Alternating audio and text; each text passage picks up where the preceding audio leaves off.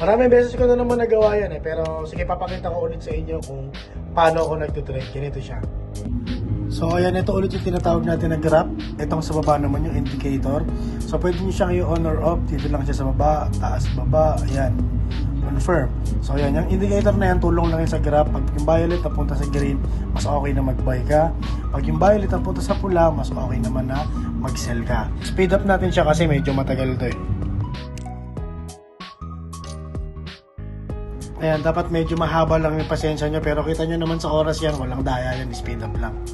Ayan, binigala ko siya sa part na to kasi ayan, malapit na mag-overlap sa pula at ayan, nag-overlap na siya kaya nag-sell ako. So sa loob ng 15 seconds, kapag yan is nasa below nitong red line na pagbili natin sa part na to, ibig sabihin maganda ang resulta ng pagbenta natin ng stocks. Pero pag nasa above naman siya niyan, ibig sabihin talo yung stocks na nabili natin.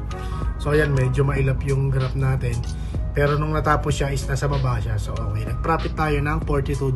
So ayun, ganun yung style na ginagamit ko sa pag-trade. Mostly effective sa akin yung RSI indicator. Pero depende naman sa inyo kung saan kayo masasanay. At saka para sa mga ilan na nangungulit tungkol sa withdraw, papakita ko sa inyo yung mga step natin kung paano ako makaka-withdraw. Siyempre sa step 1 muna tayo. Ito, panoorin nyo itong video na to. So ito yung tutorial ng first step natin sa withdraw. Yan, punta ka ng upper left. Maraming option dyan at pindutin mo siyempre yung sa profile. Pagkapindot mo, ayan, kita naman nakalagay, confirm your identity. Ayan, tinakpan ko lang yung email ko kasi baka mamaya mag-spam sa atin. So ayan, pindutin mo lang yung confirm your identity.